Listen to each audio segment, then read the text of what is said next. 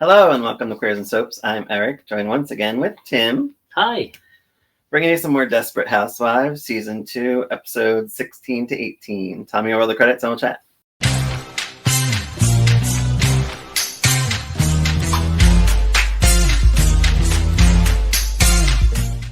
All right. These were some good episodes. They were. I forgot a lot of what happened. I forgot most of what happened. Yeah, it was wild. And where are the Applewhites? They were barely in these episodes. They were only in them for like 5 seconds. 5 seconds. You saw one character in one episode and the other two in the other episode. They think 3. I'm wondering if Alfre Woodard decided to leave on her own, because I would have. She could have. She may not have thought maybe she was getting enough screen time. At that time, she was like an elite actress. For her to be on the show is like a big deal. And as you said before, I think they underutilized her. Like, she's an amazing actress. I wonder used her more. Their scenes probably together for the season is probably like 10 minutes total. Yeah. Probably. It's pretty bad. It's sad. We'll see what comes in the next few episodes. I gotta look something up. I wonder if there's like something behind that though. Could be, yeah. More to come.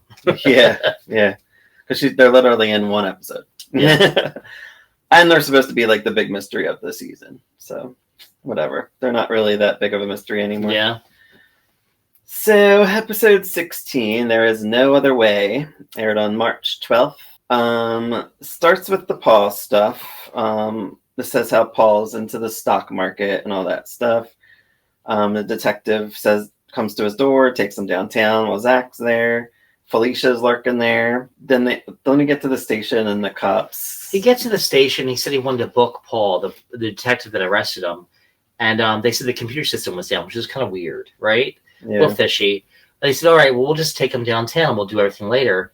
They get him in the van, the police van, and there are other people in the van already in the orange jumpsuits. Paul thinks that he is the victim of a scam, like a phishing scam, a credit card scam. But they're booking him. He has no idea why. And it's kind of weird. And the one pulls out like a knife. He pulls out a knife. He says, I have a message for you from Deidre's father. Mm-hmm. And we're all, we know what happened to poor Deidre. We know it. Yeah, we know it did. At this point, I put that he got attacked in the van. We weren't sure if he might have died. I think we were supposed to maybe think that he might have died. I think so, yeah. I didn't think he did, but I honestly don't remember much of the story, so whatever. So later on, Felicia and Mike Felicia tells that the cops came and whatever. And he calls Noah and he threatens him. He's like, you had him killed, whatever. I think at that point, Noah thinks that he's dead. He believes he is, because he said it's already been done. It happened hours ago. And I guess we are to assume that he's dead as well. Yeah. Mike and Zach talk. Felicia shows up. With of all things, she shows up with macaroons. Not coconut macaroons. There's a difference between those and, the little light fluffy cookies. They were good. My mom makes them every Christmas. They look like a really good one. They were good size. Yeah. And the cops drop Paul off. And then we're like, okay, so he's alive. And apparently they have a flashback. He fought the guys off in the van. He did, and he survived. Is impressive, but he's an angry man, so I can see why. He looked pretty roughed up, too. He had some stitches on his face. He did look messed some blood marks. It looked like some bruising. And Felicia is shocked that he's alive. Because she wanted him dead. I love when he walks up there, he makes a comment, how did you know macaroons are my favorite? And he grabs one and eats it. Yep. And she's like, oh. Soap opera moment. Zach says that after Mike and Paul talk a little bit, Zach says that he'll meet with Noah because he's his grandson. Zach and Noah meet at the end. Zach threatens him in some way, and he's like, don't hurt my dad or I'll turn you in. I don't know what his leverage was. I forget what he said, but he threatens him. Yeah. And I think Noah says, I've never been prouder. Yeah. Because Noah is a nicer way to put it. POS. Yeah. He's a POS, piece of shit, basically. I don't know if we can say that or not. He's like a mobster. So it's like, or whatever. I don't know what we're supposed to think he is. But Zach kind of taking charge and threatening him back. He said he was proud of it. I'm like, that's weird. Yeah. But you realize he's not a good person. No, so. He's not. Yeah. So the girls in the neighborhood talk about Bree's drinking. think Lynette, was it Lynette was going? Yeah, she's the one that witnessed it more so, and then the girls are just talking about it. That was our one scene with the girls in the neighborhood. They don't get together much anymore. No more poker nights in any of these episodes. No, I think they kind of died this season, right? Yeah. Yeah. So I guess hit with Bree's story. Bree, all right. So Bree, anyone that's OCD kind of has a routine, right? They do the same thing, whether it's opening a door, locking, whatever. Bree always did Tuesdays were for cleaning your house, Wednesdays were for bills, Thursday was for laundry. Yeah. At the end of everything, she'd reward herself with a glass of wine. Sometimes I do that on days off. I get so much done, and I'm like, all right, Timmy needs a nice little beverage, depending upon the season, depends on what it is. But this is Bree's routine all the time. So it kind of leads into Bree having this problem with alcohol. And it's during this time where she sees the girls outside talking, and she's literally having a glass of wine, and she worries what they say. So she goes... And they are actually talking about her. They are. Just concerned. They're just concerned. And I don't remember if she goes out at this point. Did she go outside at this point and ask them? I don't remember. I can't remember. But I think she kind of joined. I think she did. I think Lynette left because she told them she was in her car. Yeah. She was leaving. The girls were all talking. And Lynette was still uncomfortable with what happened. Yeah, before. so she was still uncomfortable. So Bree goes out to talk to the girls just to check, and I hope they're not bad-mouthing me. No. Then she says she's going to the store. The store's having a white sale. And it's kind of like Desperate Housewives version of Macy's. And it's actually, was it McKay? I think? McCoy? It looked like Macy's, but it's written like McCoy or McKay. They changed it for They changed, but it's the same lettering Macy's has. So she says she's going to get a bath mat. Does anyone need a bath mat? They're like, no. Whatever. Yeah. We fast forward to a scene with Bree and Andrew. Mm. And she is drinking her wine out in the yard, hiding behind a paper. And he says, you don't have to hide that from me, Mom. It's okay. I'm fine with it. He ends up saying he needs a ride. Justin's going back to school or something like that. And I don't think she offers her car, but he says he wants his own car. She's like, with what money? He says, I'm going to be 19 soon. I can get a car myself. He's only 17. He's going to be 18. He's going to be 18. Yeah. Oh, yeah, you're right. You're right. Because remember, he said, I only have 1 year left. Yes. Yeah. Only 1 year left. And I think Justin's supposed to be a year older. But anyway. Yeah. He says, well, I have all this money in my trust fund. Like, why can't I have my trust fund now and buy a car?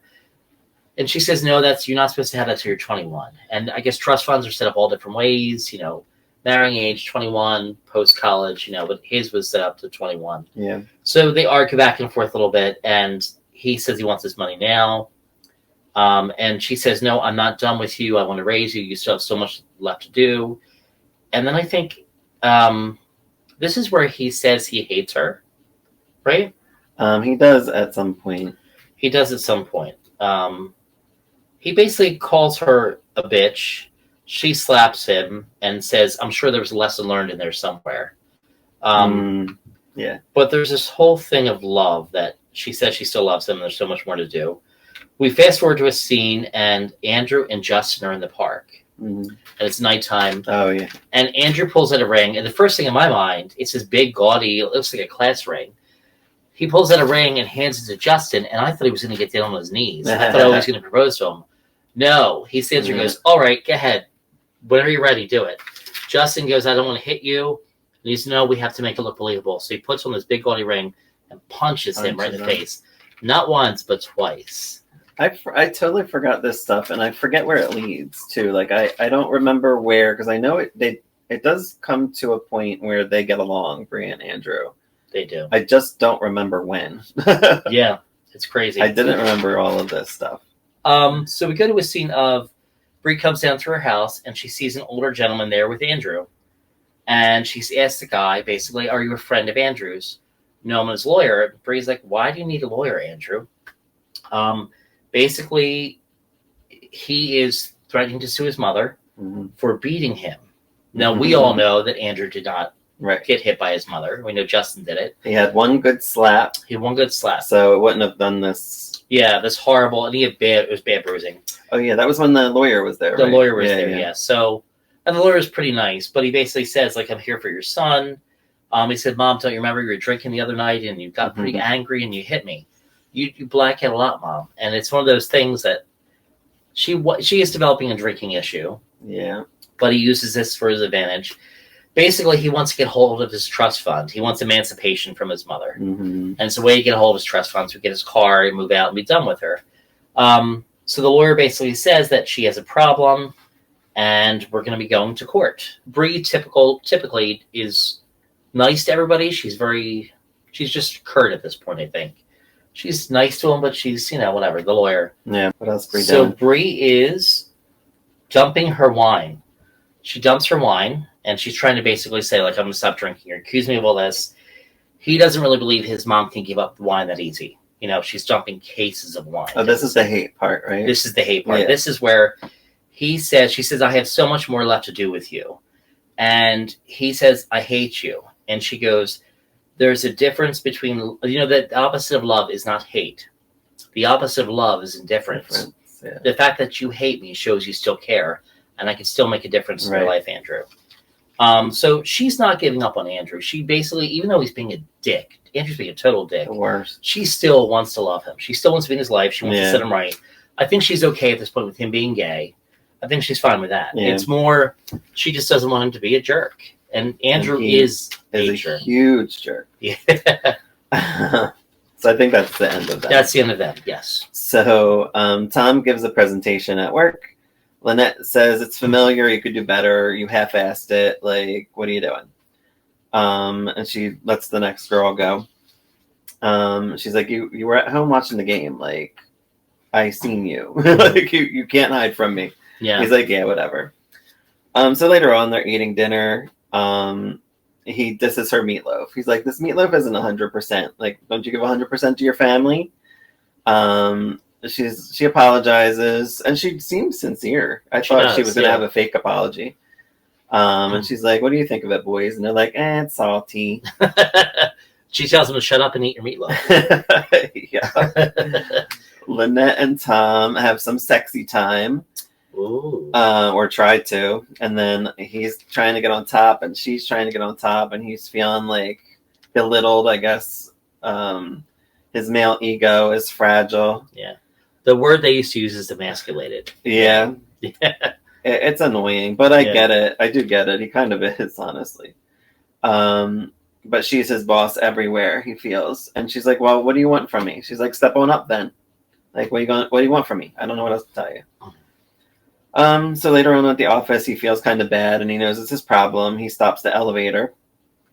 I think it opens, and then he he pulls her back. Yeah, and then he stops it. Yeah.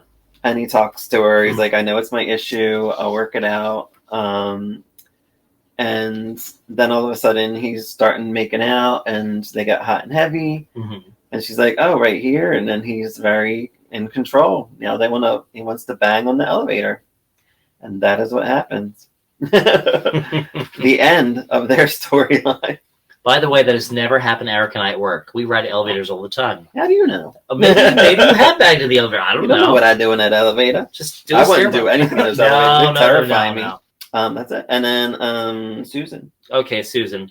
So remember, Susan is actually going to surgery, and she's dating Dr. Ron. What does she haven't done? I forget what her surgery is. She has like a wandering spleen, I think it was. Oh, yeah. The wandering spleen, which I don't even know if it really exists, but who knows? It probably does. Probably. Who knows? Maybe. Organs can move. Yeah, right? I don't think on their own usually like that, but... So Susan's getting this surgery. She's in with her, the guy she's dating, Dr. Ron, and there's another doctor who's supposed to do the surgery.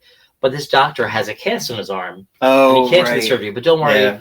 I'll be there with Dr. Ron. He'll do everything. It was a weird cast. I forget what he did to himself. But they explained what it was. It was not a situation. So Susan is a little bit nervous. Then Dr. Ron says, I just need to talk with Susan for just a moment. He's like, oh, yeah, the thing. So he talks with Susan. In comes Nurse... What was her name? Heisel? Nurse Heisel. Oh, Heisel, yeah. Nurse Heisel. Which, by the way, Nurse Heisel was back. She took care of Mrs. Elise. Or Carlos's mother, Mrs. Elise, in the hospital.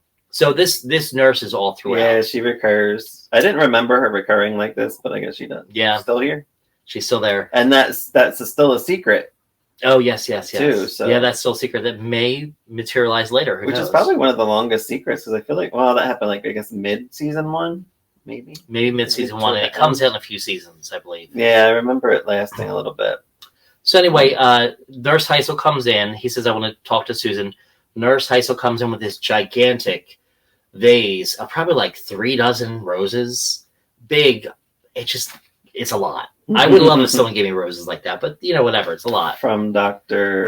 Ron. Yeah, from Dr. Ron. So attached is also a note. Susan wants to read it, and Dr. Ron says, no, wait till I'm out of the room. You can read it later, not right now. He said, I poured out all my feelings. Feelings are hard for me. They're hard for a lot of people. Sometimes it's easier to write them down. Right. I like to say my feelings. But anyway. So there's a whole card there. He leaves the room. The nurse is all excited. She wants to know what is said in the note. And Susan does not seem too excited or happy by it, which is weird. No, yeah. So, I mean, they haven't been dating long. I feel like it's been like a week. Yeah, it's probably, maybe it's been a month in this or 2 months. And she's also married to Carl. She is. We forgot about that, right? That's a little bit uncomfortable for her. So there's a lot going on with her that she's just overwhelmed. Yeah. So Susan's not excited about this little love note he wrote with the flowers. The nurse is very excited, and she said he picked them all out. I helped him to pick them out. This nurse is too excited. It's freaking weird. Then she says, can I see what he wrote? And she goes, no, it's private. Susan won't share it. The nurse takes it anyway, and she's laughing over it. And this is so cute. Yeah, this is so cute. He finally deserves this, and you kind of get the idea that Heisel actually loves Dr. Ron. There's like infatuated with him. Yeah, definitely infatuation. It's like to a scary degree because of what happens in the OR. Yeah. So we go to the next. It would never happen, I hope. Oh, no. But I guess it might. Who knows? You never know. I'm never in the OR. I mean, make sure nobody in the OR is related or cares about anybody else. I'm sure there's lots of little sexcapades going on there. God. Who knows? So anyway, we go to another season. Susan is resting in bed. Carl comes in. Carl reads the card that's attached to the flowers and laughs. And he's like, can you believe this? This guy really likes you. He poured his heart out. Cheesy poem or whatever. And she is not that excited by it. And he says, there's no love there. He doesn't write he loves her in there, but he sort of alludes to it. Yeah. And Carl is kind of asking Susan if she likes this guy just as much. And Susan will say everything about him except that she loves him. He's smart, he's funny, he's kind. But she won't say she loves him. And Carl catches her in that and says it. Yeah. So we go to the next scene. My girl visits your girl at one point. Lynette visits Susan. She does. Is that after the surgery? Just to say hi. I don't remember. Yeah, somewhere in there. Yeah, somewhere in there. So Susan goes to have the surgery with Dr. Ron. And she is heavily sedated. You know what I mean? They give her whatever. She's under anesthesia. She's, people ramble, whatever. So he goes and talks about his little note that he gave her. After Carl visits Susan, the nurse comes in to take Susan's blood pressure. And because she had witnessed Carl leaving. And he said, my wife, right, is a little angry right now. Just be careful when you go in there. Yes. She comes in, she goes take the blood pressure with cuff, and she's doing a little bit hard. And Susan puts it on tight already, and then when you pump it up, it's real tight. Hard. And Susan says, "Ow, that hurts! Ow, that hurts!" She rips it off, and she makes a comment about like you can't hurt him, all these things. And then she's like, "You're cheating on him, blah blah blah. You're married. I already met your husband." And Susan right away, "No, you don't understand. He's my ex-husband." But he said, "You're married." Well, we are, but it's just for insurance purposes. Yeah. So she admits the whole thing about the insurance fraud. Mm-hmm. And this is where finally Susan kind of convinces the nurse that I'm just doing this for insurance. I would never hurt Dr. Ron. I really like Dr. Ron. She goes, okay, that's good. That as long as you don't hurt him, he's been hurt by so many other people. And then the nurse makes a comment, well, it's okay. Nobody knows. I didn't pass my nursing boards. She never passed her nursing exam. She's not a registered nurse. And then she laughs it off. She laughs it off. And I'm like, Susan's like, oh my God. So she's holding this nurse, Heisel is hiding Susan's secret. And Susan now has to hide the nurse's secret. It's a mess. It's total mess. Is that the end of that? No, I think we go into the surgery. Oh. We get episode. Damn. Yeah, it's a long episode. So we go into the surgery. Mine's so short. Yeah, there's a lot here with Susan. So go into the surgery, and Susan is heavily sedated. She's starting to slip out and everything. And the doctor actually says to her, I hope you found my note well. It was really hard for me to put my feelings. And basically he starts to tell her he loves her. And she doesn't say, she's like, oh, that's so nice. Which that's you so would sweet. never do when someone's on medicated. You wouldn't, like, because you know their mind's not there. Right. They're halfway between reality and I mean, we all do know that Susan still loves Mike. Yeah. But Susan rambles. Instead of saying, I Right. love you, back to Ron, she says, I love Mike. I love Mike. And you're like, what the heck? He's like, who the hell's Mike? Yeah, he's like, who the hell's Mike? And I think what the nurse says, I don't know. And then the nurse left. No, Nurse Heisel went crazy. Remember? She like threw the things. She was like, and she was like devastated for him. Who's hell Mike? And then all of a sudden you hear Dr. Ron when he figures out that he said, I don't know, but that's not her husband. She's married to Carl or whatever. And poor Dr. Ron is like freaking out. Like, what the hell? And he looks and goes, let's cut this bitch open. Which I was like, uh-oh. I know. There's no way that would happen. That's insanity. No. That'd be terrifying if that happened. I know, it'd be crazy. So Susan ends up waking up at the hospital, and I think this is where Lynette comes to visit. Just checking up on her and everything else. She basically says that she likes Ron. He is everything I could possibly want. But I don't know if I feel a spark. This is where she says she doesn't know if she feels a spark. And then she said she felt the spark with Carl, her first husband. She felt the spark with Mike. Yeah. But she doesn't feel the spark with Ron. And then she says, but look at that. In the past, the spark ended in disaster for both of them. Yeah. And Lynette, the entire time, Lynette has her own problems right now with her husband. Yeah. So Lynette's like, yeah, the spark. Like, Lynette is just not digging any of this conversation. So then Susan goes and thinks, maybe I should be going for him. Maybe the long road. Maybe we'll get to learn to love each other. You know, maybe I'll eventually have the spark. So we go to another scene with the hospital, and it's Carl and Mike. Mike comes in to see Susan. Yeah, that's the end. And he brings her lilacs, yes. Carl, being the jerk he is, makes comments about it. And he goes on about the flowers that Dr. Ron gave her. And they're ostentatious, and it's this big, ridiculous bouquet. And the note is just as saccharine as the roses are. And he said, he's basically saying that the guy said he loved her in this note. So Susan goes by, and I think she's completely out of it, right? Oh, no, is this where she's getting ready to go in?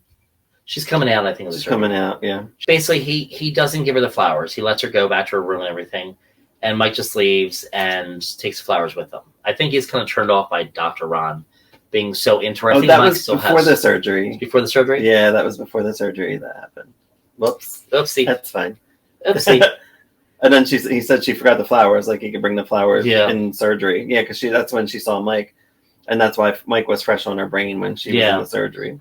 This is basically where he says he loves her and everything else. Let's cut this bitch open, and it kind of ends right there. Oh, okay. Yeah. It's all good. I mean, it's still part of the story eventually or before. So Gabby and Carlos, they are looking into getting a birth mother. Surrogate, thank you. Yes. I don't even know what I was thinking now. When you get to be our age, your mind starts to slip a little bit. That's why we need notes. Yep. Pages and pages of them. We need a lot of notes. Or we'd forget because we watch a lot of things and I forget everything. So Gabby and Carlos go to the agency. They need to get pictures that basically have to sell themselves to the mother to make them look like a decent family and all of that stuff. They're looking through their pictures. She's nude in some of them. There's drugs and paraphernalia and all kinds of cigars and alcohol and tequila. Yeah, because that's all they do is have a good time because they're a young couple and that's how it is. So they go to Lynette and ask her to write a letter for them and if they could be the godparents to her kids. And she's like, oh, okay.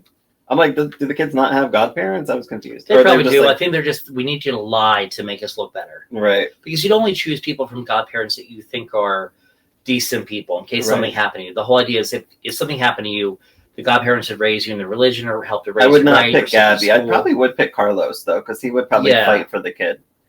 Yeah. But Gabby, no. No. Not at this point. Maybe progression in a few seasons later where her character sort of... Yeah. Flushes out a bit. Yeah. But now, no. But anyway, she says yes, she would do it. And then he's like, can we take pictures with the kids? And, well, fake pictures, I guess, in this sense. So we have John the gardener's mom is back, Helen.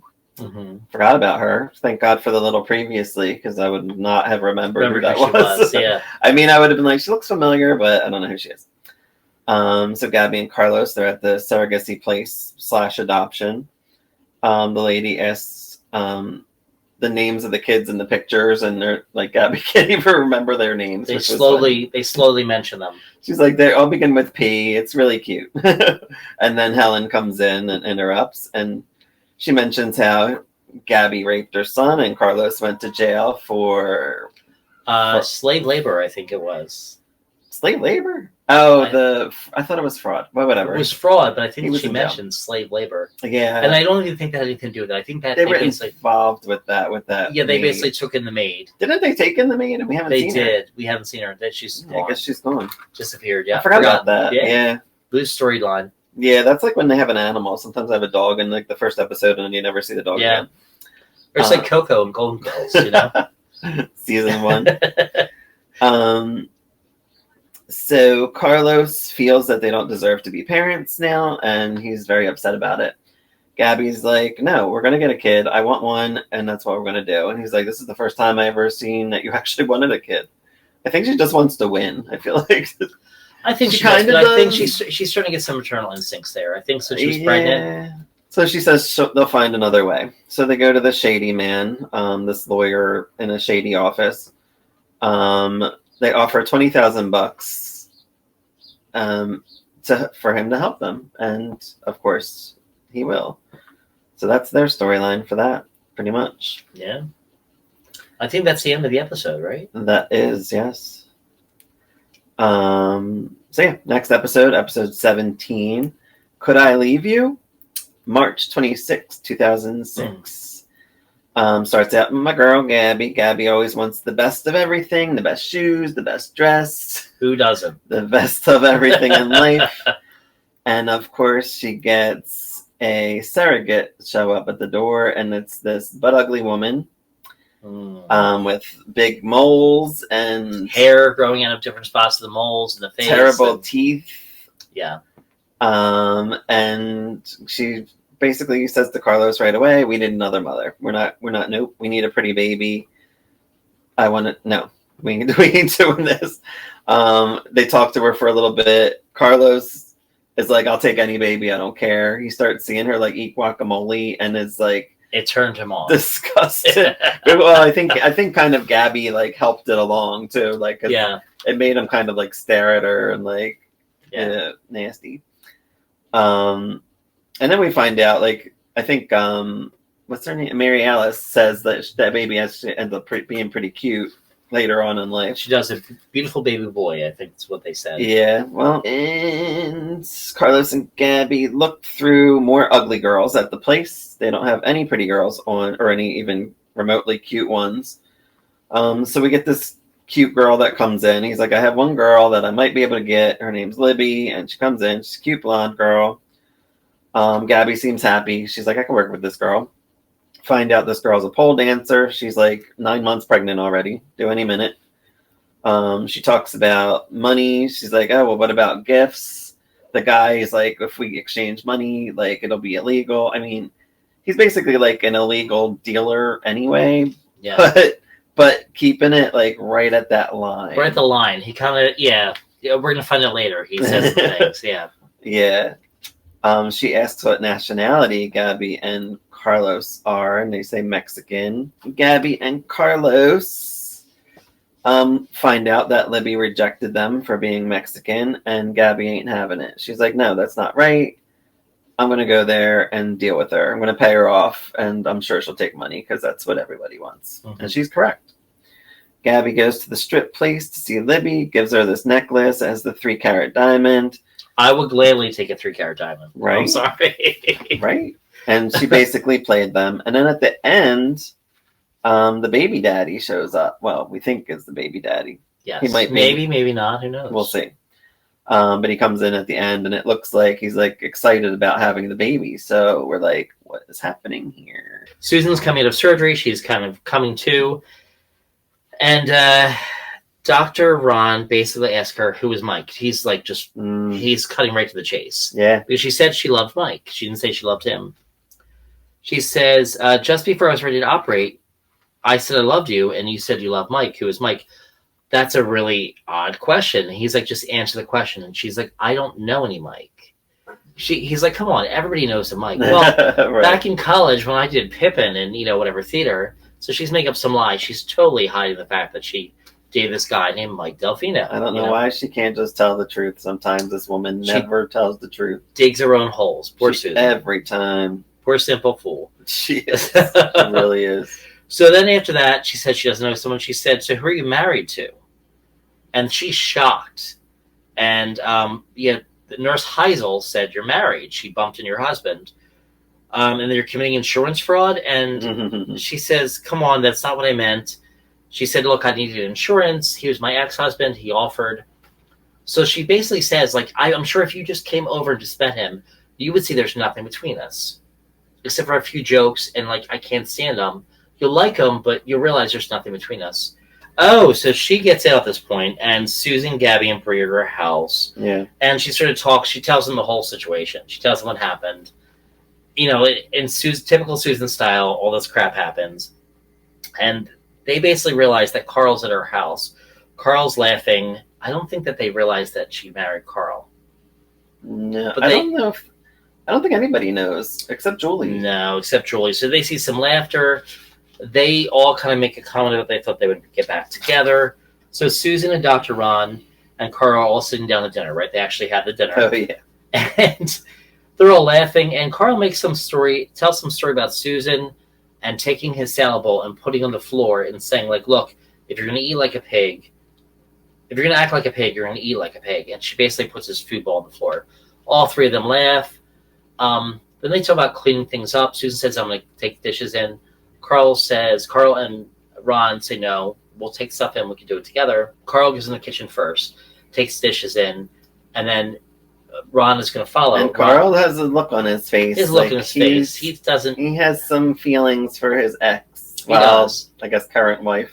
He kind of does, as we sort of discover throughout the episodes. Mm-hmm. So he goes in the kitchen and he looks back and he starts to wash dishes, and he looks out and he sees Susan and Ron kissing and laughing and everything else. He looks out the window because right above the sink is a window facing the front street. He sees Mike Delfino come home. So, of course... And he knows that Mike is the issue with the situation. I think he knows the whole thing where Susan... And he only knows because Susan... Oh, he overheard Susan talking, right? With the girls? I think so. He was in the house. He overheard it next if he could talk to her in the side room. Right. So she mentioned I couldn't remember if she told him, because I know she trusts him. I think she told him about loving Mike. I didn't tell him... I didn't tell him that I loved him. I said I liked Mike. Loved Mike. So... Carl comes up with this little solution. He opens the cabinet underneath the sink, pulls out a wrench, and twists a pipe. Just then, water starts to spring. He shuts the door, walks away. Next thing you know, Ron comes out in the kitchen to go bring out some more dishes, and he sees water all over the floor. Like, what's going on? He's like, I don't know. There's a leak. He opens the cabinet, water shooting out, and he goes, quick, there's a plumber across the street. Why don't you go see if he's home? He can come over. His name is Delfino. So Ron runs across the street to go get the plumber. And he knocks on the door. Mike opens, of course. He says, hey, I'm Ron so-and-so. I'm dating Susan Meyer from across the street. She's having a plumbing issue. Can you come over right now? And he goes, sure, I'll be right over. And so Susan goes to go out the door. She's still in a wheelchair. She has to go down steps at her front door, down across the sidewalk, the curb. She falls in the street. She's trying to drag herself. Meanwhile... She would definitely have bled out. Yeah, she would have bled out. So meanwhile, Ron is talking to Mike across the street, and Mike says, oh, just call me Mike. Oops. Oopsie, right? So Susan's trying to go across the street. Ron storms out of the house. He said, oh, I know Susan very well. How long have you known her? About a year and a half. We dated. And he's like, what the hell? So he goes to leave, and there's Susan in the street. And I forget if she got back in the wheelchair or she fell out again. I think remember they were fighting because I think Ron was going to help her in the wheelchair, and then Mike came and he's like, He saw her on the ground. "What are you doing?" And like, I think he saw Susan on the ground. When they tried to get her back up, and she fell again. And it looked like, from Mike's perspective, it looked like he was hurting Susan. They started to argue. Yeah. They started to shove each other. And then finally, Ron's just like, "This is who Mike is. You dated him. You lied to me." And he actually shouts, "Liar, liar." I feel like he's like a little kid here, like a high schooler. Like, yeah, so I'm guessing this is the last time we'll see Dr. Ron. Possibly, yeah. But he storms off. He drives off. Susan's all upset. She talks to Mike. I think she talks to Carl. Yeah. And you sort of feel bad for Susan because, like, this is a guy that was decent to her, but she just keeps lying and effing everything up. She really does. Susan's on her couch. Mike walks in the house and says, "Julie, let me in." She said, "Look, I don't want you to be here. If you don't want to be my boyfriend, it's fine. But please don't chase away the only person who wants to be my boyfriend." And then he's like, "I didn't do it." And she says, "When I was in surgery, I said something that scared him." "What did you say?" Julie hands her the phone and basically tells her to call Ron. Ron won't return any of her calls, though. No. And I think that it ends there with them. I don't think there's anything else with them in this episode.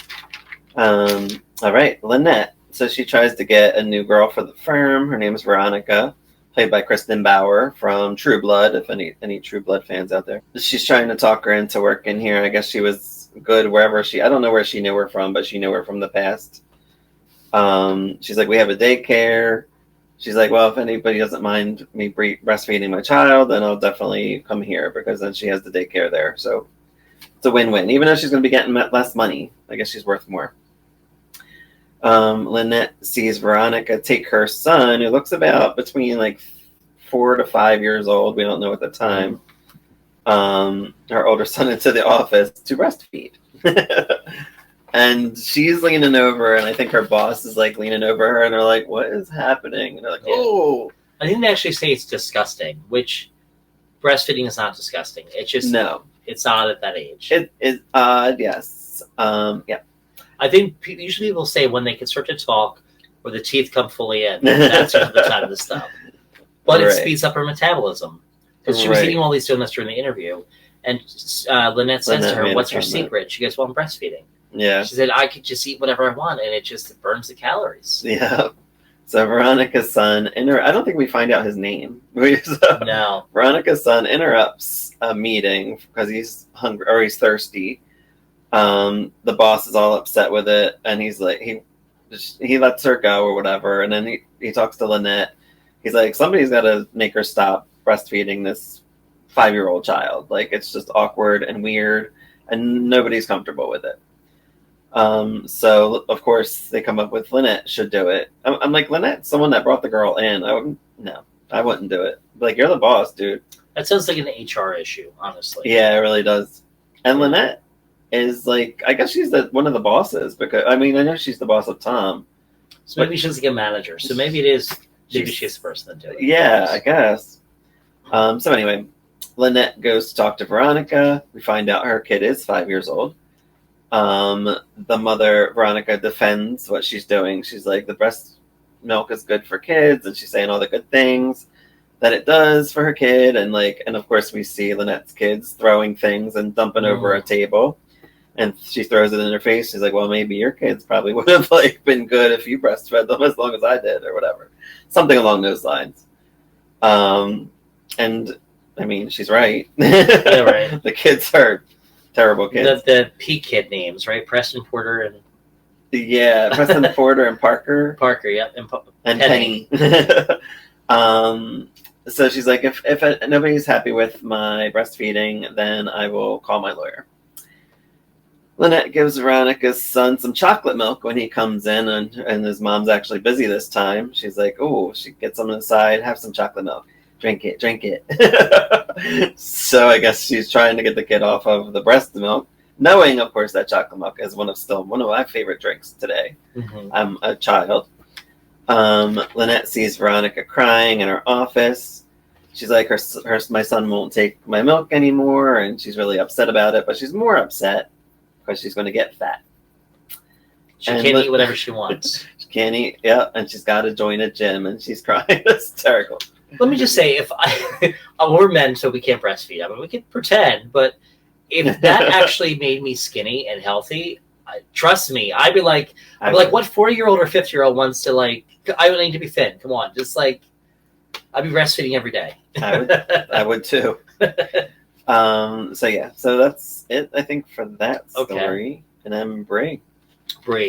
So we open with Brie at an AA meeting, and at AA meetings, they talk about. I like how she does AA meetings. She does, yeah. So she goes in completely fully dressed, little scarf and everything else. But she's listening to everyone talk, and at AA meetings, usually hear the worst stories of what happened to people when they reach their lowest moment, or moments they've had, or moments they're having right now. My dad was a recovered alcoholic, but they talk about these horrible moments, usually their lowest moments or their worst moments.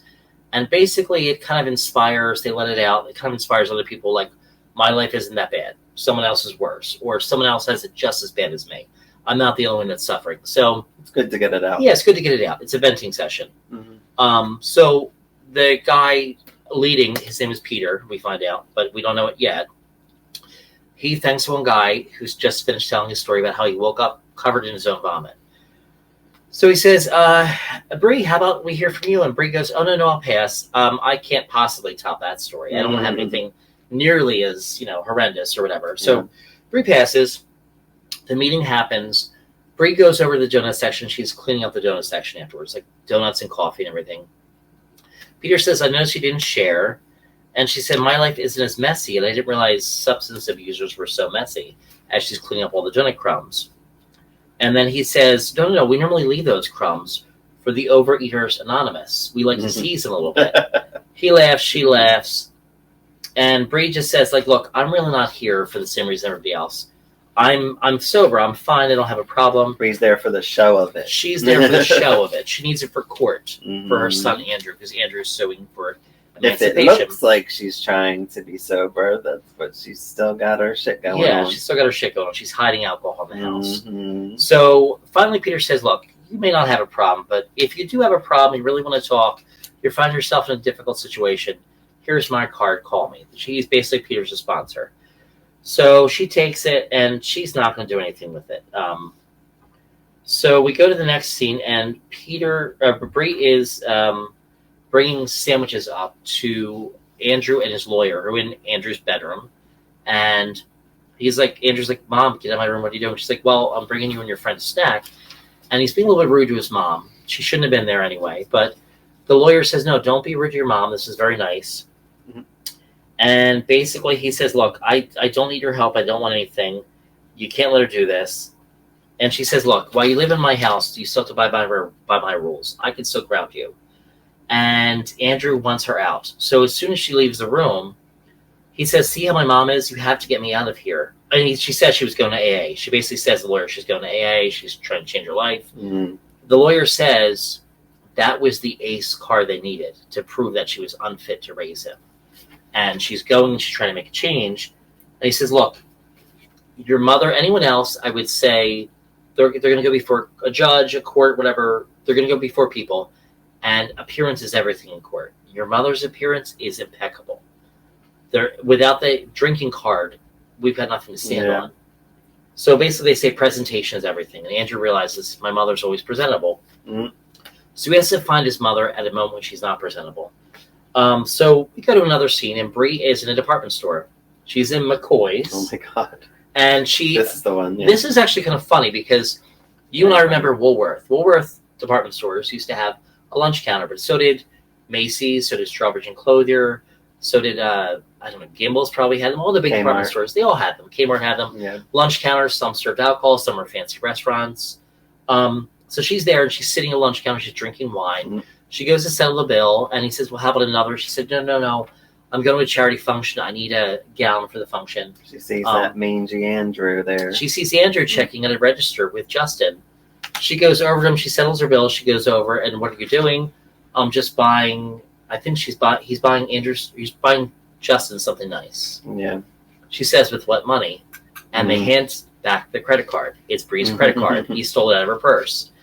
She goes and says, you can't do this.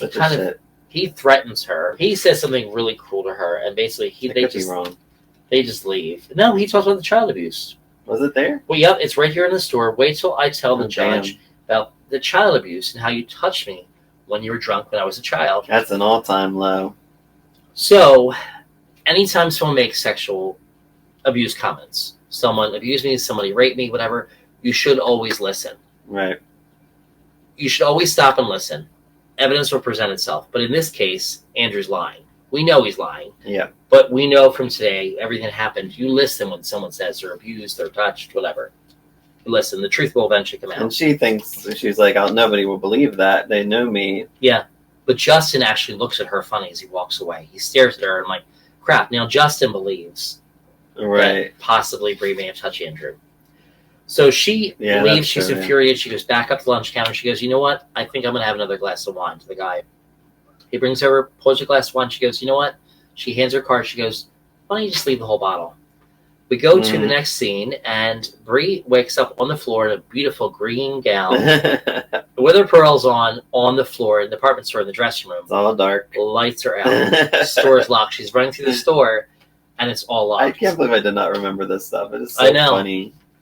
And then she's trying to open the grates to the inside the mall to the door. She can't get them open, so she takes a mannequin arm and tries to pry it open. As she goes through, and suddenly the mannequin arm breaks, the springs close, and these gates sort of close on her. So she doesn't know what to do. She has her purse with her. She had her cell phone, yeah. She has her cell phone. She calls the only person she can that's not going to judge her, doesn't know her. It's Peter. Peter comes in with a security guard, whatever, at the mall. And then she goes, thank you, I didn't know who else to call. And just then, the security guard says, my buddies, my fellow security guards aren't going to believe this. He poses and takes a picture, a selfie with her. Say, no, please don't. It's so funny. So they get out. I would have done it too. Yeah, I probably would have too. I'd be like, I'm sorry, I'm taking this. Like, what are you going to do? You're locked. I'm not going to help you. I'm going to call the cops. He could call the cops, technically. Yeah. So Peter is sitting out front of Bree's house, and she's going to drop her off. Bree has told her entire story to Peter. Peter listens and says basically like, I'm so sorry all this happened. He seems caring for her, but he basically says, Andrew seems to be like an alpha male. Your son's, without saying it, he basically says your son's a dick. Yeah. He really is. And Bree is going through not drinking. She's making her 5-day mark, her 10-day mark, 20 days comes, and she's spending all this time with Peter. She's laughing, she's having a good time. She's letting her hair down, basically. She's letting him see her for who she really is. She doesn't have to put on airs or shows. He knows all of her dirty laundry. Yep. We have a special guest appearance by Betty Applewhite. So, yeah, Betty and Matthew are on. Matthew wants $50. He wants to get Danielle a present, and he's upset because he cannot get a job. So, because he has to watch his brother Caleb. He's devastated by that. And, yeah, Danielle and Caleb have a run-in, which you can talk about. So when he offers the $50, I think he starts to yell at his mom, Betty, right? Yeah. Caleb comes downstairs and gets worried. Caleb is a little developmentally slow. And basically he hears his brother yelling at his mom, like, what's the matter? And he said, oh, no, your brother was just so excited. He wants to get a gift for his friend. So he said, yeah, I want to buy her jewelry. She's like, okay, I think $50 will cover it. She goes, no, you don't want to spoil her. How about 20? Yeah. You know, and whatever. He gives her 20. She gives him 20. And then it goes to the next scene. Danielle goes to her house. Bree is still not home at this point. She's still talking in the car with Peter. And sure enough, she goes in the house. She calls out, Andrew, Mom, no one's answering. She sees a light on upstairs. She goes upstairs. The light's coming from her bedroom. She's like, Mom, Andrew? She goes in her room. Caleb is sitting on her bed. And she kind of like, and Caleb doesn't mean harm, but Caleb needs some, needs people to watch over him. She basically says, what are you doing here? He wants to give her a present. He basically has, I guess, a piece of his mom's costume jewelry. He said, here, I want to give this to you. No, you need to leave. Caleb, you need to get out. Pardon me. He says, no, I want to put this on you. She's like, get out of here, freak. And basically, you think something's going to happen. It doesn't happen. Thank God it doesn't. No. Yeah. And then where did Danielle come from? She hasn't been on. She hasn't been on for a while. Yeah. She just pops up for this one scene, I think. Yeah. And that's it. And then Betty Applewhite's not seen in the next episode. I'm like, this is terrible. Yeah. It's so weird. Anyway, yes. So the last episode is episode 18, Everybody Says Don't. Aired April 2nd, 2006. Starts out at the strip joint. Carlos and Gabby are there. There's a girl that offers a lap dance to my guy Carlos. They bought her a camera. This Libby. They discover that Libby has a boyfriend, and he mentions the baby, and then they're really confused. He's like, "I was the present for our baby," and then they're like, "What is happening?" So Gabby and Carlos are mad at Libby and the baby daddy. Oh, that guy, the lawyer. I don't even know what he is. Is he a shady lawyer? I don't know what he is. I don't know what he would be, but it's like an adoption agency. Yeah, shady lawyer man. Like a liaison of some sort. Yells at them for giving money. I think he says something along the lines. What did he say about that, signing that? It's illegal, but listen, I'm not going to tell you this. And he pulls a piece of paper out of his drawer and he says, "This is illegal, but you stole this note from my drawer, and this is a signing over of paternity. Basically, it's to sign away the father's rights." And he basically says, like, "Look, I can't tell you to do this. This is illegal.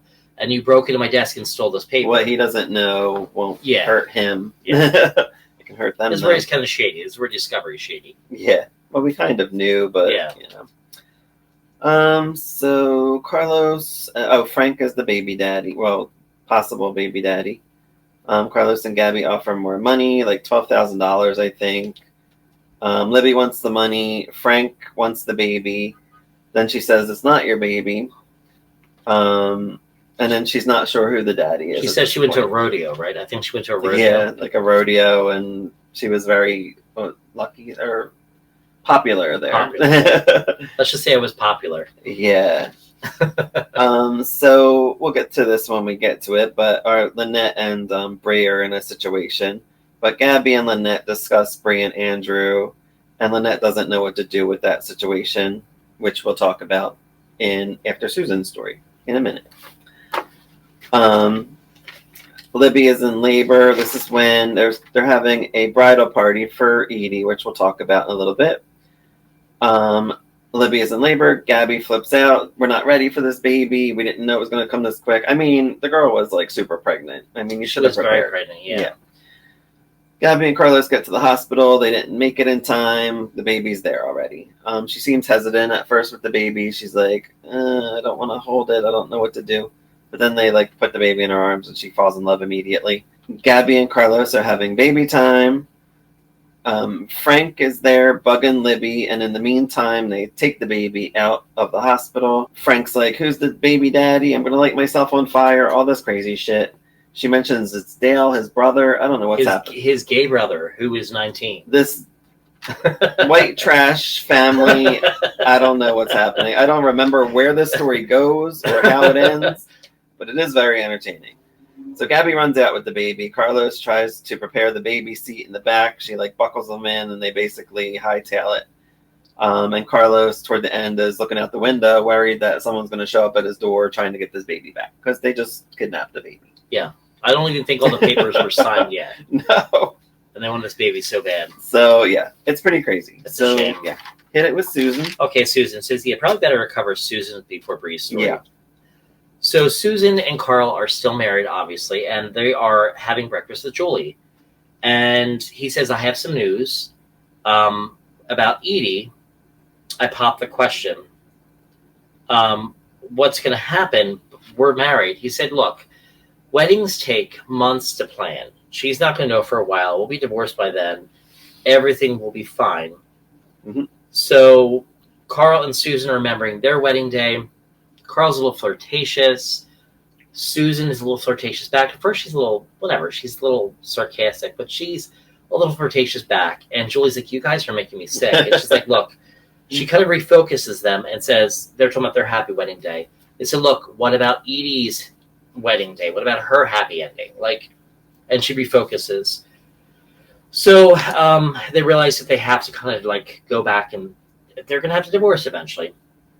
So Julie's getting ready to go over to see her dad, who is at Edie's house. Susan says, "I'll walk with you." No, you don't have to walk. And I think at this point, Susan has a cane or whatever. Yeah. Susan's still recovering from the surgery. She says, no, I'm going to walk with you. And she says, "Look, your flirtation is kind of freaking me out. I need you and Dad to stop it. We don't want Edie to find out. Edie at this point, I think, just pulls up. And they see Edie pulling up, and Edie's getting all this stuff out of her car. And like, hey, Edie, what's going on? She's like, well, this is all for tomorrow. Like, oh, for your engagement, congratulations. And you see Susan just kind of staring at her, because I think Susan's scared that she's going to find out that her and Carl married. She says, no, this isn't for the engagement. I have a surprise. I was talking to a friend of mine at work, and they're in our day minister, the Unity something, whatever, internet. They have an internet license, but basically they can marry people. Yeah. So tomorrow's actually a surprise wedding. I'm going to marry Carl. I have the license. Everything's all set up. Susan kind of panics, and her jaw just drops. I've said this in past podcasts. Never surprise someone with a wedding. It's not the way to do things. No. No one is happy about it. It never works out. Go on.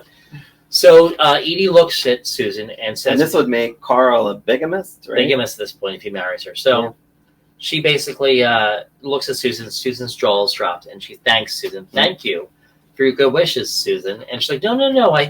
I just think you should wait. I think you're rushing into it. You know, Susan's scared to death. Susan goes to leave and waits for Carl. She sees Carl. She's like, Carl, stop before you pull in.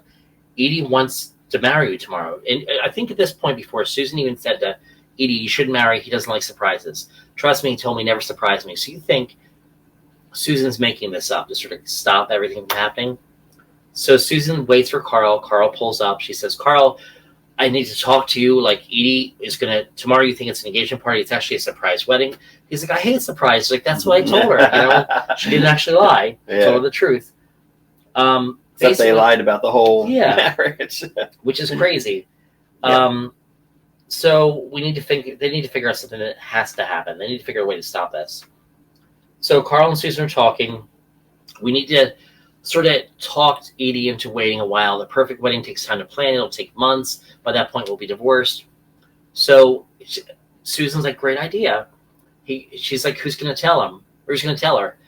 And Carl says, I need you to tell her. Mm-hmm. And Susan's like, why me? So they're walking up to Edie's house, and Edie goes, oh, good, you're here. Come on in. I have something I want to show you to. Inside, sitting inside her house. Oh, yeah, Dr. Ron. Is Dr. Ron. And Dr. Ron does not look happy. I forgot he did show up one more time. Yeah, he did one more time. He doesn't have any words either. There's not one single word spoken by him. So she yells at both Carl and Susan, I don't understand. I'm the one that said Susan should get married. Why didn't you tell me? He took the lilies out. Yeah. He did. So she sort of yells and everything else. And she's young, she's angry. And then she says to Dr. Ron, is there anything you'd like to add? He goes and takes the lilies out of the basket, out of the vase, hands her the vase, and she throws the vase at them, right? At the steps. Like, Edie, I think literally they ducked out and it went like in between them. So it would have hit one or both of them. And they ran out the front door. As they should. Yeah, they should, right? So the vase shatters, whatever else. That's the last we see of Dr. Ron, as far as we know. The next scene we have, Susan, Carl, and Edie are talking. Edie is very, very angry. She's very annoyed.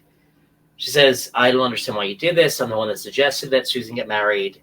We didn't think you'd understand. We wanted to keep it a secret. She's like, but I'm the one that suggested it. Why couldn't you tell me? And they said, we behaved like children. She goes, like all naughty children, you need to be disciplined. Once you're divorced, I want you and I are going to sit down. We're going to figure out an elaborate wedding that you're going to pay for, and we're going to times it by 3. Whatever the most expensive thing is you can afford, we're going to times it by 3, and that's the wedding I'm getting. And Susan goes, don't look at me, Edie, I have no money. She goes, no, I know, you're as poor as a church mouse. Yeah, right. She says, I don't want anything like that from you, but I don't want to do anything for my wedding. She's like, I'll help out, I'll do whatever I can. She's like, that's exactly it. And I'm having this event tomorrow, and you're not coming as a guest, you're coming to work. You're going to be my bartender. So basically she has Susan do like all of her bitch work for this party. Yep. So we go to the next scene, and it's Edie's engagement party. Yep. We see Paul gets invited. He's kind of surprised he's invited. And Edie says, no, not at all. You're one of the neighbors. She invites him in. Everybody's coming to the house. I think Bree's there. You probably see Lynette. You see all the other characters. You see Gabby and Carlos. Yeah, as they left. Because they had to leave this party because Libby's having the baby. Mm-hmm. At one point, Edie goes and says to Susan, my champagne is flat. I want you to make me a rusty screwdriver. She's like, what is that? She's like, I don't know, but it sounds like it's complicated. Go make one now. So she goes over to the bar, and in the bar she's telling Julie, I need help. Here's your dad's bartender Bible. Can you please find a rusty screwdriver? She's flipping through, and she finds a picture. Julie finds a picture of Susan and Carl. It's like, Mom, you need to look at this. What is it? And she shows her, she's like, what is this doing here? She kind of realizes that Carl had that in there. Carl still has feelings with her. Carl is still being flirtatious with her. Even though he's dating Edie and whatever, they're supposed to engage, all this stuff. So she goes to talk to Carl in the bedroom, right? Yeah. And Carl's in there for whatever reason. She's like, I need to talk to you. Do you love her? Why was the picture in there? And then at one point, I think he still has feelings for Susie. And he flips Susie over the bed to go kiss her. And she's like, what are you doing, Carl? Get off of me. And Susan crawls on top of Carl. And this is where I thought for sure Edie was going to walk in. Well, guess what?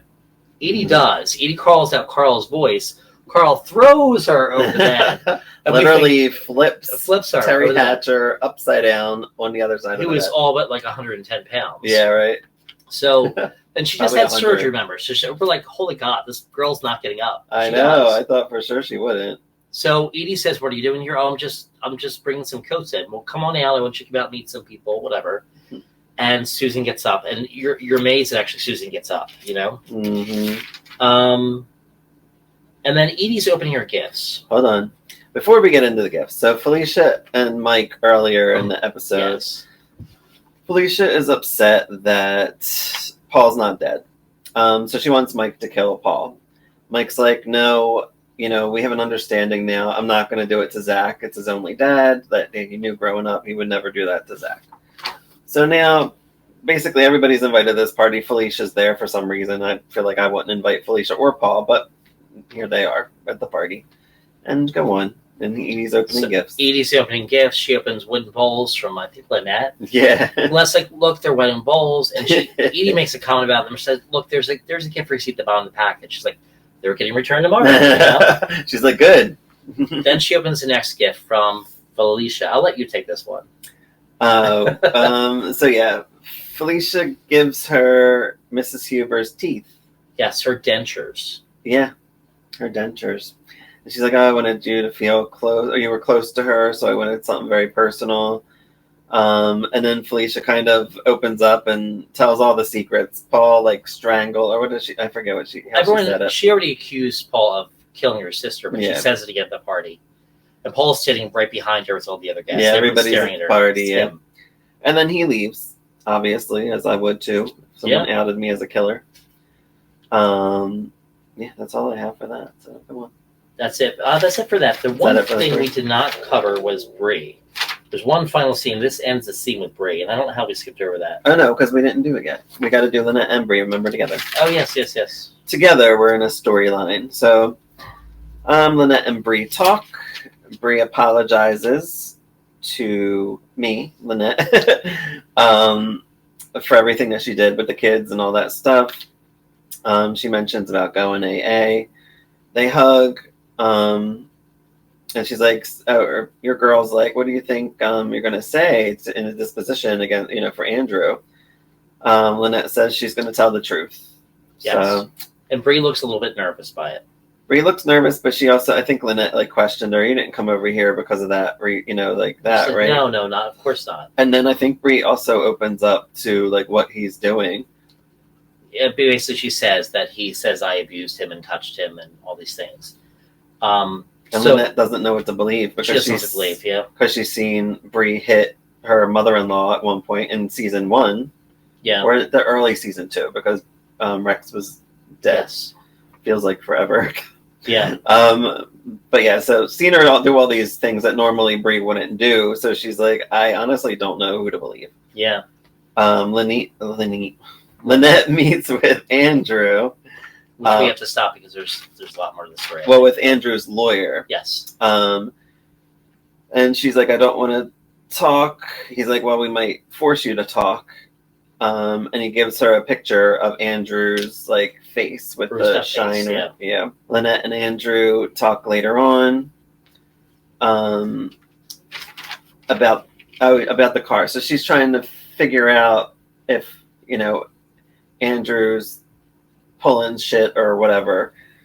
She mentions the car that she has, and she's like, "Oh, you should take my car for a spin. We're looking perfect demographic for our for our company or whatever." She says she's sorry that she didn't notice that Bree was like getting weird and like hurting him, and it's hard for her. And she says that she can get discounts on the cars. She mentions, and he says something like, "Money won't be a problem if you tell the lawyer the truth."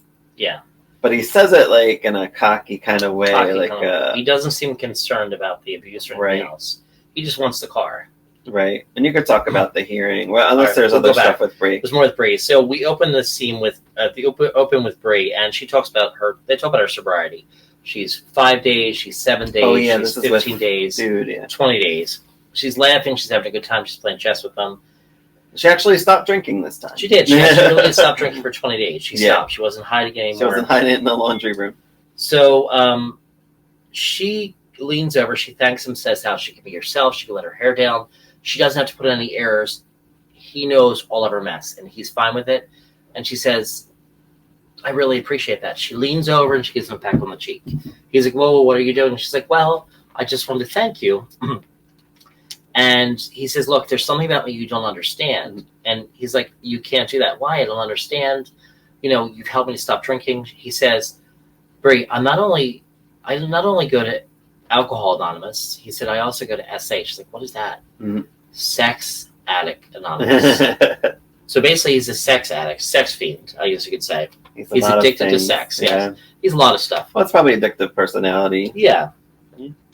So she gives him an even bigger kiss. And next thing you know, I think he has her down the table. They throw stuff off the table. He's ripping his shirt off. And you think, oh, it's going down. It's going down. And all of a sudden he stops it. He needs to leave. So, but I don't understand. And he says, "Look, I need to leave. I need to go right now." She's like, "Wait, your shirt." And he's like, "No, forget it. Keep it." And she just sits there and she's sniffing the shirt, like all excited. She inspires such passion in a man. And you're like, what's going on? So Bree walks in, the lawyer in her house, and the lawyer is getting a can of soda, cream soda. And she says, "Oh, what are you doing here?" She said, "I'm so sorry. Andrew said I could grab one." She's like, No, please go grab one. He said, "On the counter, I left a list of people we need to interview." "What do you mean?" "We're going to be holding witnesses, depositions." And whatever. She's still nice to him, but he goes and leaves. She looks at the list, and the top person on that list was Lynette. And you talked about how Lynette is going to be questioned by the lawyer. Yeah, because hers was a major thing with letting the kids out. Yeah. Yeah. Bree goes to AA. Basically, she goes to talk to Peter, and Peter says that he can't be her sponsor anymore. Right? He can't be your sponsor anymore because everything happened. But I have someone else here that will help you with all the situation and things bad. She's like, "No, you don't understand. You've helped me." "No, I can't be your sponsor. I can't have any contact with you. This is Donna." Introduce Donna. Donna will help you. Donna's has a great record. Big butch woman. Big blonde hair. I feel like they had a whole bunch of big butch women in these episodes. So she introduces herself. And at one point, she says, like, "Look, I'm not the kind of sponsor that's going to hold your hand, that's going to stop you from drinking. I think we need to face your problems. When they happen, we need to face them. I believe in, like, behavior modification." And she says, "Look, and just in case you're wondering, I'm not a lesbian. Regardless of what you may think, I'm not a lesbian. I don't have lesbian tendencies. Just in case, because I couldn't be your sponsor, because things could arise, you know, whatever. You may have some affection for me." And she says, "But I have a 99% success rate." She's like, "Great. What are we going to be doing?" She says, "Well, we're going to be hiking." And Bree's like, "I'm not the hiking type." She grabs her hand and goes, "Nope, you're going to love it." And she takes her off. So we go to another scene of Andrew and Lynette. They're talking, that whole thing we talked about. It's really stuck. She doesn't know what to do. You explain that whole thing. Bree later shows up to her deposition and at the law office, and sitting there is Lynette Scavo, and she says, the lawyer says, "Miss Scavo has been sworn in.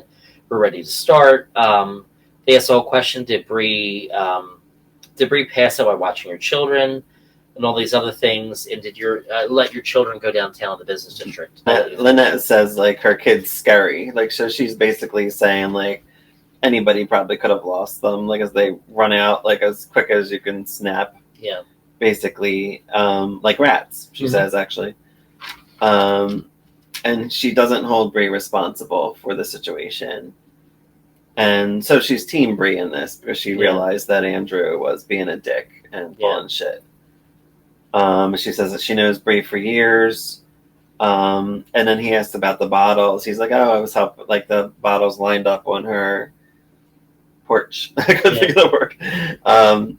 And she's like, "Oh, I was helping Bree with recycling." He's like, "It's wrong to lie or something." And she's like, "Yeah, well, I'm not, so whatever." I love she adds a comment. She says, "I wouldn't do that. I hate liars." She looks right at Andrew, just right at him. She looks him dead in the face, and he's like, "What the F?" Just his jaw drops. And we know it's true with Lynette because I mean, Bree did lie to her at that one point too. But I mean, obviously, this is a tough situation. This is a really tough situation.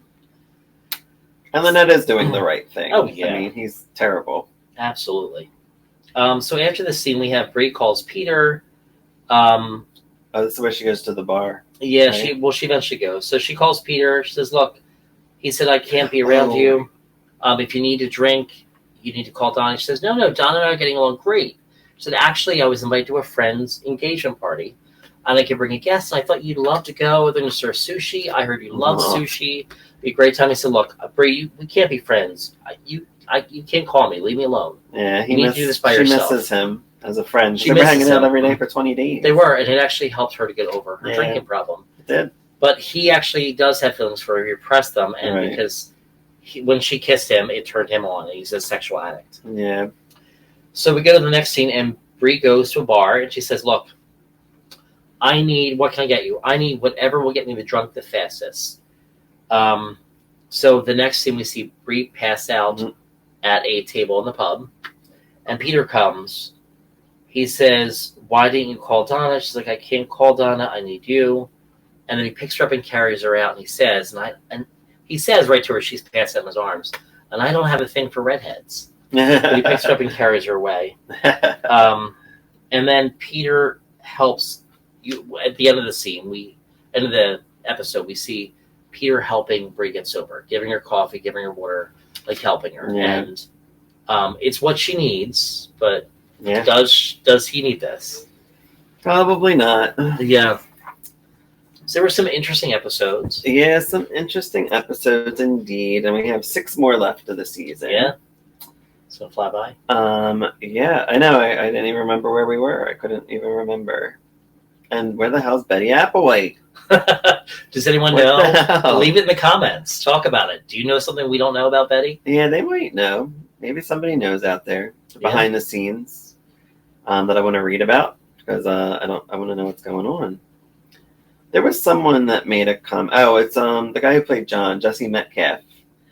I read recently that he made a comment that he never noticed any of the behind the scenes things of the drama between the ladies. Yeah, he never noticed anything. It was Terry Hatcher and right.